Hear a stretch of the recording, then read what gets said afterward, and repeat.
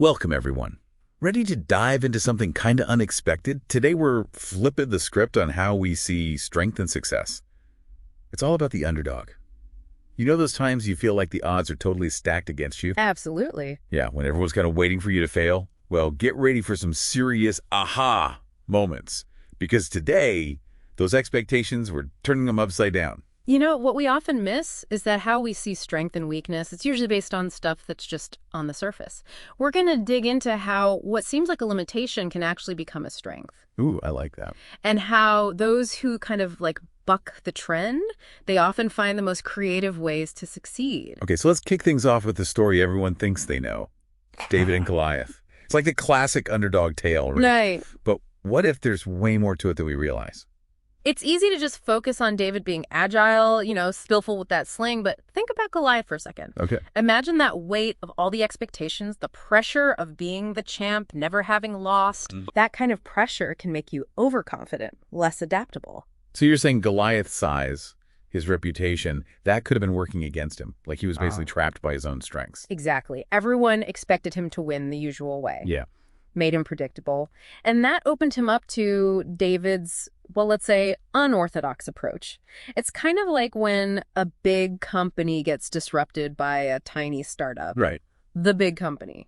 They're slow, stuck in their ways, while the underdog is free to do things differently, exploit those weaknesses the giant doesn't even see. Makes you think twice about always playing by the rules. Yeah. But let's get into this idea of limitations being strengths. I've heard about this desirable difficulty thing, but I don't really get it. So desirable difficulty. It means that when you struggle with something, it actually helps you learn better, master it more. Okay. Think about learning to ride a bike. If it was super easy, you wouldn't get that balance, that coordination. So like those times you get frustrated, Yeah. want to quit. Those are actually super important for building resilience and getting good at stuff. Exactly. Research actually shows students who get material that's a little challenging, they remember it better, do better on tests. Same idea in so many parts of life. Athletes pushing their limits, entrepreneurs hitting setbacks, artists stuck in a creative rut, those struggles, they often lead to breakthroughs. Like that saying, smooth seas don't make skilled sailors. Right. But what about those who don't just face challenges, but actually choose paths that don't seem that great? That brings us to the big fish, little pond effect. Oh, interesting. Imagine you're a really smart student.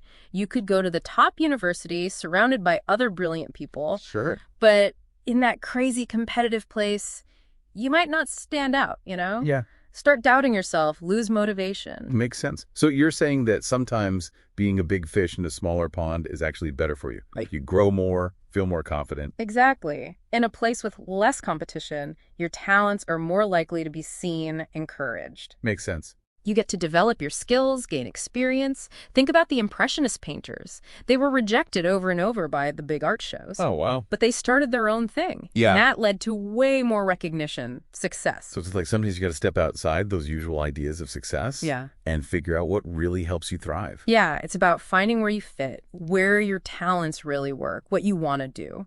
Sometimes that means picking a path that might not seem, as fancy or prestigious, but it gives you that support to really grow. This is making me think about how we usually see power and authority. We just assume that people in charge, they're automatically more capable or they deserve to be there. But what happens when that power is used in a way that's unfair or wrong? Then we see what happens when power doesn't have legitimacy. Real authority. It doesn't come from forcing people or being harsh. It comes from being fair, understanding people, and actually caring about them. Could you give an example of how messing up that power thing can totally backfire? Let's look at how the British Army reacted to the Troubles in Northern Ireland. They used these really tough tactics, trying to shut down anyone who disagreed with them, but it often made the Catholic community even angrier and more resistant. So instead of making things more peaceful, they actually made the conflict worse. Yeah. Like their attempts to be dominant just kind of undermined their own authority. Exactly. They were all about military power, but didn't deal with the real problems, the inequality, the injustice, and that made people trust them even less. It's like, yeah, they might have won some battles, but they were losing the bigger picture. Yeah. Speaking of getting through tough stuff, let's talk about resilience.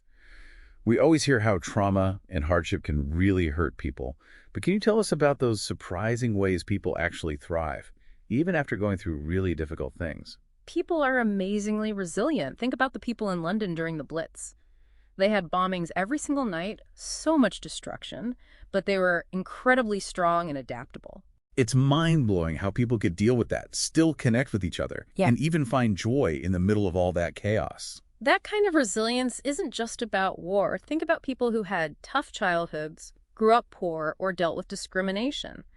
Those things definitely leave their mark, but they can also make people super empathetic, resourceful, and determined to make things better. It's like they had to develop a different set of skills, a whole new perspective that lets them navigate the world in a way that others don't. Right. They learn how to adjust, to solve problems, and to never give up. Those are really valuable qualities no matter what you're doing, whether it's your relationships, your job, or how you contribute to society. This is making me think about the trickster characters you see in stories and myths. They're always using their smarts and wit to outsmart those stronger, more powerful characters. It's a really common theme everywhere, from Brer Rabbit down south here in America to Anansi the Spider in those West African tales. These trickster figures show how those without much power can challenge the way things are and do the unexpected. Can you give an example of how those trickster tactics have been used in real life? Think about the civil rights movement here in the U.S. Activists like Wyatt Walker used brilliant strategies to show everyone the injustices happening and force real change. They knew how powerful nonviolent resistance was, and they planned things that would make those in power react in ways that show their brutality to the whole world. So, in a way, they use their opponent's strength against them. They turn those predictable reactions into a chance to highlight why things had to change. You got it. It shows that sometimes the best way to fight power isn't by going head-to-head, but by being strategic, using clever tactics, and really understanding your opponent's weaknesses. That brings us back to that desirable difficulty idea, doesn't it? It's like those tough moments, those times you feel like giving up, they might actually be what push us to the most amazing growth and innovation. Totally. When we have to deal with challenges head-on, think differently, and find creative ways to solve problems, we discover a different kind of potential within ourselves. It's during those struggles that we find hidden strengths and create new paths to success.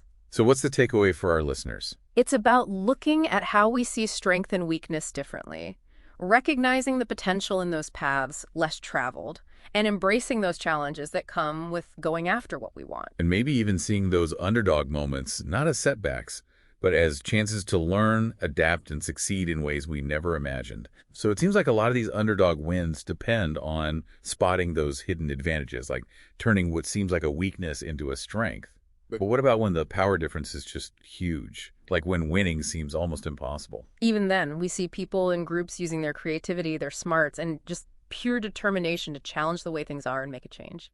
Take Nelson Mandela in the fight against apartheid in South Africa. A man in prison for 27 years. Yep. And he comes out a symbol of hope, forgiveness, leading his country to a peaceful change to democracy. Mandela's story, it's all about resilience. Yeah. It's about leading with your principles and getting people to unite for a common goal. He knew that real power isn't about force. It's about moral authority and never giving up on the idea of a better future.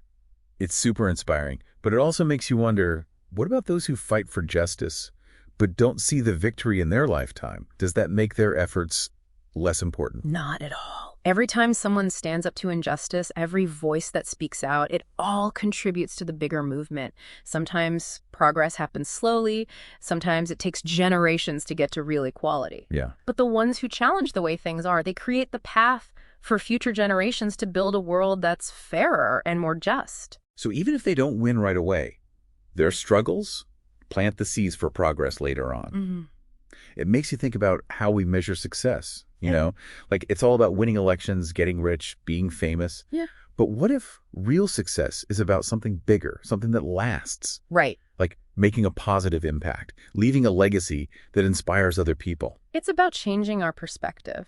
It's not just about what one person achieves. It's about how we all move forward together. Yeah. Not just about quick wins, but long-term change. These underdog stories, they show us that true strength isn't about being in control. Right. It's about lifting others up, not about holding on to power, but sharing it. So even when things seem really tough, we have the power to make a difference. Absolutely. Challenge injustice, build a better world. And, as you figure out your own path, remember those lessons from the underdog. Mm? Embrace the challenges, question what you think you know, and never underestimate how powerful resilience, creativity, and believing in something better can be. Who knows what amazing things you can achieve when you challenge those expectations and embrace the power of the underdog. Yeah, this has been such an eye-opening look at the underdog advantage. Yeah. I hope everyone listening feels inspired to challenge their own ideas about strength, success, and making a real difference.